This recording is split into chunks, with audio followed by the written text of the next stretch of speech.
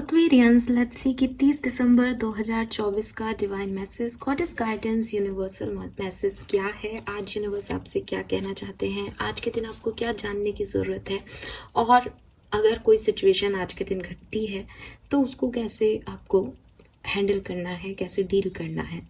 ये गाइडेंस आज की किसी पर्टिकुलर सिचुएशन के लिए हो सकता है, या फिर ओवरऑल कोई सिचुएशन आपकी लाइफ में चल रही है तो ये उसके रिगार्डिंग भी हो सकता है। सो लेट्स सी कुंभ राशि के क्या मैसेज हमें मिलते हैं 30 दिसंबर 2024 के लिए। रिवाइज कराना चाहूँगी आपको एक बार फिर से कि कम्युनिटी पे मैंने एक मैसेज डाला है जिसके नीचे आपको अपने पोस्ट करने हैं। जो सवाल आपके हैं वो सवाल वही लोग पूछें जो मेंबर हैं मेरे चैनल पे। सिर्फ और सिर्फ मेंबर्स के लिए हर महीने जो पर्सनल रीडिंग मैं करती हूँ ये वो होगी। तो आपका कोई भी सवाल हो तो शॉर्ट में अपना नाम और डेट ऑफ बर्थ के साथ कमेंट करें, उसको मैं देखूंगी और रेंडमली किसी एक पर्सन को जो है दिसंबर की फ्री रीडिंग 31 दिसंबर से पहले दूंगी।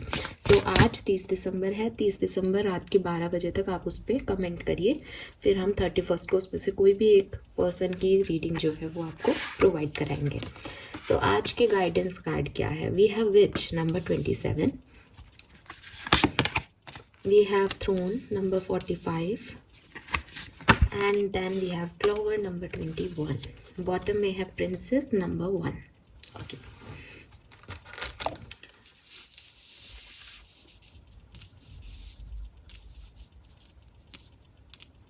सो होप कि आपको कार्ड्स अच्छे से दिखाई दे रहे होंगे।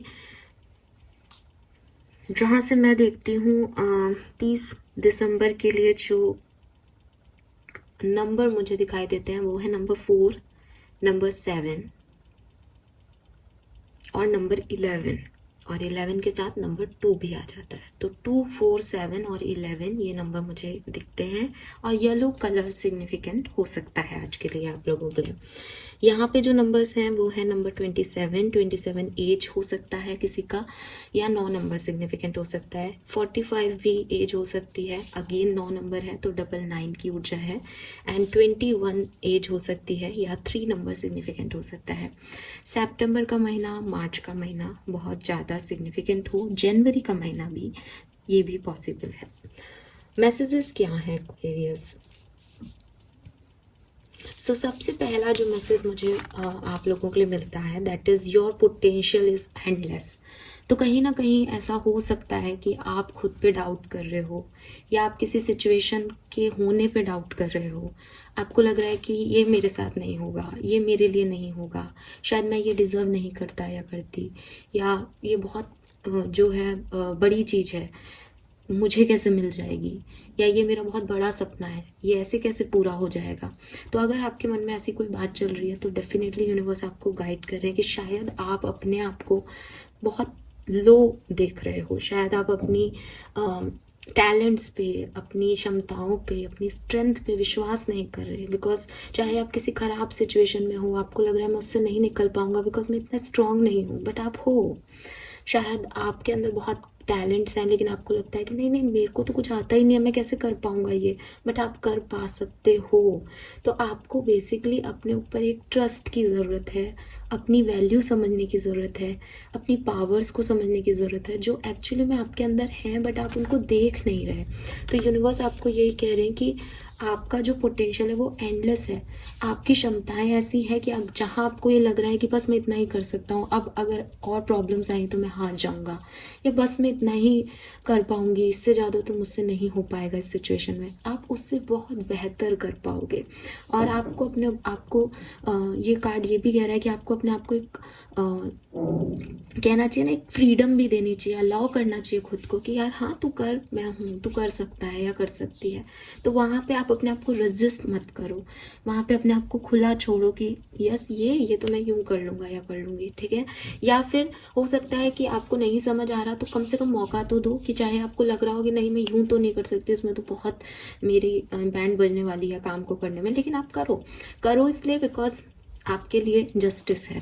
तो यूनिवर्स आपको यहाँ पे कह रहे हैं जस्टिस इज कमिंग, ठीक है। बेसिकली इस कार्ड को आप देखोगे तो आप देखोगे कि वो अपनी वार्डरोब में देख रही है, और वार्डरोब में बहुत सारे कपड़े टंगे हुए हैं, एंड वो देख रही है कि मैं क्या पहनूं। ठीक है।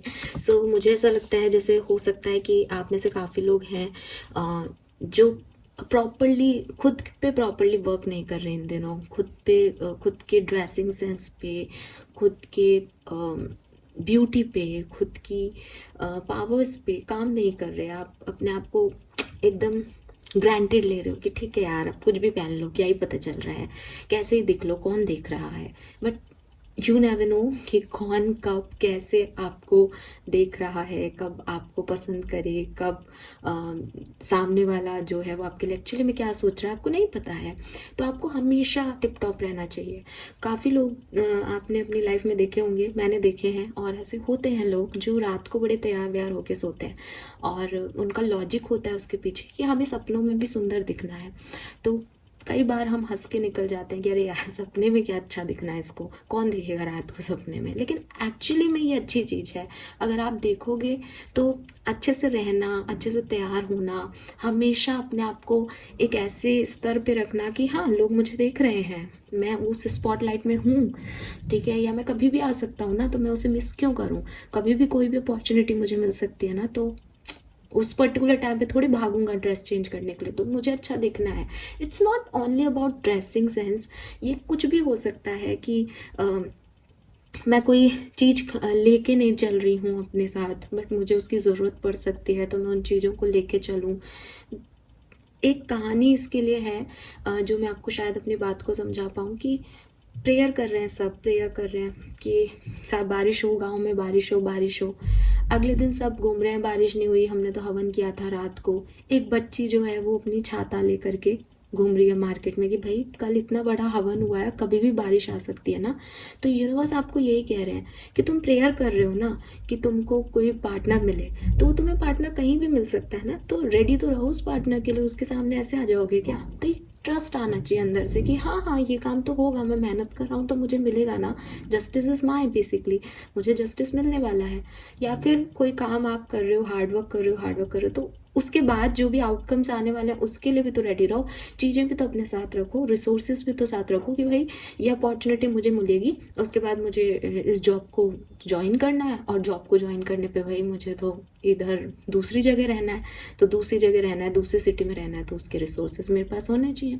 मेरे को जो है कपड़े रखने पड़ेंगे, मुझे पैकिंग करनी पड़ेगी। तो पहले से रेडी है कि भाई प्रेयर की है तो उसका मुझे आउटकम मिलने वाला है। तो ये चीज़ आपके अंदर आनी चाहिए। ठीक है। कि आप रेडी रहें कि जस्टिस तो आ ही रहा है ना, तो मैं रेडी तो हो जाऊं जस्टिस के लिए। या मैं बस बैठा हूँ सोच रहा हूँ जस्टिस मिले, जस्टिस मिले, इसका मतलब मैं ट्रस्ट नहीं कर रहा पावर्स पे, तो फिर कैसे मिलेगा। तो यूनिवर्स आपको यही कह रहे हैं कि बी रेडी, बिकॉज आप जो मांग रहे हो, जो सोच रहे हो, वो होने वाला है।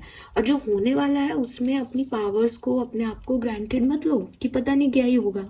जो मांग रहे हो वही होगा, जस्टिस ही मिलेगा। ठीक है। तो बी रेडी।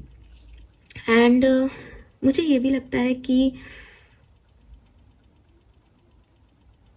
ओके, मुझे एक मैसेज और मिलता है यहाँ पे कि हो सकता है कि कुछ कार्मिक इवेंट्स घट रहे हैं आप में से काफ़ी लोगों के लिए, जो कि डिस्टाइन है, या आप ये कह सकते हो कि हमें नहीं पता था कि हमारे साथ ये भी हो जाएगा, बट वो हो रहा है, वो घट रहा है।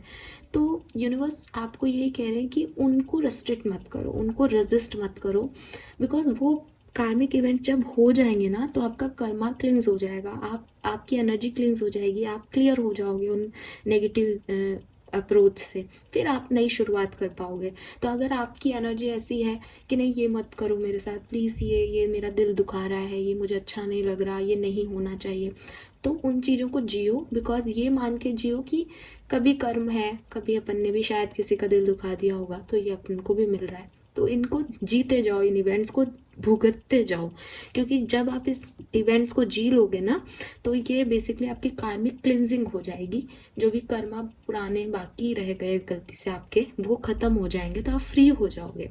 ये मैसेज मैं इसलिए भी दे रही हूँ बिकॉज न्यूमरोलॉजी वाइज भी यहाँ नंबर 9 है। तो नंबर 9 कहता है कि कुछ कंप्लीशन बाकी है ना। 10 पे नहीं पहुंचे, अभी कंप्लीट होनी बाकी है कहानी। और नंबर 9 विश फुलफिलमेंट की भी बात करता है। यानी नंबर 10 पे पहुंचोगे तो फिर एक नई कहानी गढ़नी पड़ेगी। तो नंबर 9 जो है, या तो आपकी कुछ इच्छाएं पूरी हो रही हैं, जो मैंने आपको मैसेज दिया कि भाई रेडी रहो, जो मांगा है वो मिलेगा, या फिर ये कंप्लीशन की एनर्जी है कि कुछ खत्म भी होगा, यहाँ पे कुछ कंप्लीट करना है कोई साइकिल, तो वो भी यहाँ पे होगा, तो उसके लिए भी रेडी रहो, बिकॉज उसके बाद ही एक नया साइकिल स्टार्ट होगा। ठीक है। Then we have clover. अब क्लॉवर जो है वो नंबर 21 की ऊर्जा है। 21 हमारे यहाँ वर्ड की ऊर्जा हो जाती है टैरो में। तो रिलीज योर गिल्ट, तो बेसिकली 21 नंबर की एनर्जी एंडिंग की बात कर रही है। तो यहाँ पे नंबर 9 और फिर यहाँ पे नंबर 21 जो कि टैरो के मेजर आर्काना का आखिरी एंडिंग है। तो यूनिवर्स बेसिकली आपसे ये कह रहे हैं कि भाई ये एक साइकिल तुम्हारा खत्म हो रहा है, जो तुमको देखना था तुमने देख लिया, या जो भी कर्मा तुम्हारे बाकी हैं वो यहाँ पे तुमको मिल रहे हैं, कोई कार्मिक क्लिनजिंग हो रही है, ये यहाँ खत्म, ये कहानी यहाँ खत्म। तो अपने जो गिल्ट्स हैं, अपनी जो नाराजगी है, अपने जो फोबियाज हैं, अपने जो दुख हैं, अपने जो दर्द है कि मेरी वजह से ये हो गया, मैं शायद कुछ ऐसा कर लेती तो ऐसा नहीं होता, मैं शायद ये कर देता तो ये नहीं होता, इन चीज़ों को यहीं छोड़ दो। ठीक है। यूनिवर्स आपसे कह रहे हैं कि हो सकता है कि आपको लग रहा हो कि बहुत सारी चीज़ें आपने अपनी लाइफ में सही नहीं की, बहुत सारे डिसीजंस आपने सही नहीं लिए, बहुत कोई सिचुएशन आपको ऐसी लग रही होगी कि मैं ये कर सकती थी पर मैंने ये नहीं किया और आज मैं ये हूँ, जो कुछ भी है। ठीक है।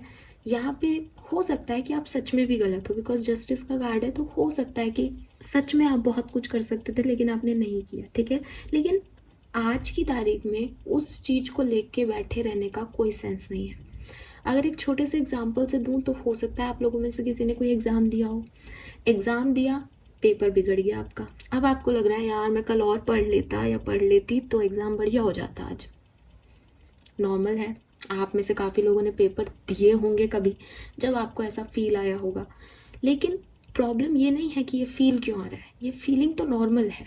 हम शायद सोचते हैं कि हम कुछ और कर पाते, लेकिन असलियत ये है कि समय ऐसा होता है कि हम कुछ नहीं कर पाए उस समय। बट अगर आप ये गिल्टी कॉन्शियस हो भी, तो भी अब ये टाइम है, इट्स हाई टाइम कि आप अगले एग्ज़ाम की तैयारी करो।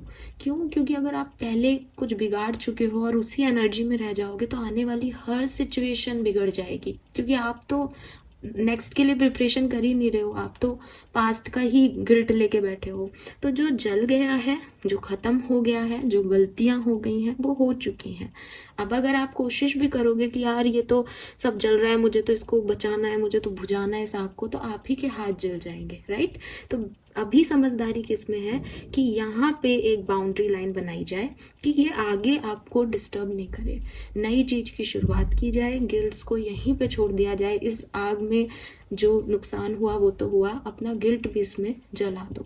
आपको पता है कि आपसे गलती हुई है, उसका प्रायश्चित आपको करना है, आप प्रायश्चित करो, जस्टिस का इंतजार करो कि भाई मेरे से गलती हुई है तो मेरी सजा भी मिलेगी मुझे, तो मैं अपनी सजा के लिए राजी हूँ, मैं पश्चाताप करने के लिए राजी हूँ, लेकिन अब मैं इस सिचुएशन को नहीं बदल सकता, तो मुझे आगे बढ़ना है, नई शुरुआत यहाँ से मुझे करनी है।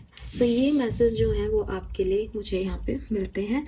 लेट्स सी कि आपका कर्मा मैसेज क्या है। क्योंकि यहाँ जस्टिस है इसलिए भाई आप किसी कार्मिक पार्ट से गुजर रहे हो लाइफ में, तो इसको ज़रूर कीजिएगा जो भी मैसेज हमें मिले आज।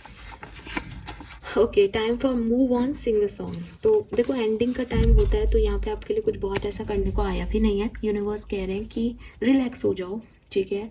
जो हो चुका है उसको भूल जाओ, जो गिल्ट है उसको भी जाने दो, जस्टिस का वेट करो, जो मिल रहा है कर्मा उसको जियो, उस अपने पोटेंशियल पे ट्रस्ट रखो, अपने आप पे ट्रस्ट करो, आपकी जो प्रार्थनाएं हैं वो ज़रूर पूरी होंगी। ठीक है। इस पे ट्रस्ट रखो और एक अच्छा सा गाना गुनगुनाओ, जो आपका पसंद का सॉन्ग है, जो आपको पसंद है वो गाना गाओ और आगे बढ़ जाओ। ठीक है। आगे बढ़ जाओ इस सिचुएशन से, बिकॉज ये सिचुएशन यहाँ एंड है। नंबर 9 और नंबर 21 से ये कहानी यहाँ ख़त्म है। तो अब आगे बढ़ना है, तो एक नए गाने को गाते हुए आगे बढ़ो। वैसे भी नया साल आने वाला है, तो गुनगुनाओ और आगे बढ़ जाओ, बजाय इसके कि मैंने पिछले साल में क्या खो दिया, क्या नहीं किया, क्या करना चाहिए था, क्या अच्छा हो सकता था, बिकॉज वो साल ख़त्म। अब एक नई कहानी लिखनी है, नई शुरुआत करनी है, पॉजिटिविटी के साथ करो। और अगर आपको लग रहा है कि मैं तो नई शुरुआत कर ही नहीं सकता, मेरे साथ तो ये प्रॉब्लम है, मुझे तो ये नहीं आता, मैं तो ये नहीं कर पाऊंगी, तो यूनिवर्स आपको कह रहे हैं कि आपका पोटेंशियल एंडलेस है। ठीक है। सो गाना तो गा ही सकते हो ना, बाथरूम सिंगर हो तो भी। तो जल्दी से एक प्यारा सा गाना अपने आप को मोटिवेट करने के लिए गाओ, और कमेंट सेक्शन में भी लिख दो ताकि बाकी लोग भी मोटिवेट हो जाएं और आगे बढ़ जाओ। इस कहानी को यहीं छोड़ दो। This is all for you guys. Thank you so much मुझे सुनने के लिए। चैनल को लाइक और सब्सक्राइब कीजिएगा। Bye bye.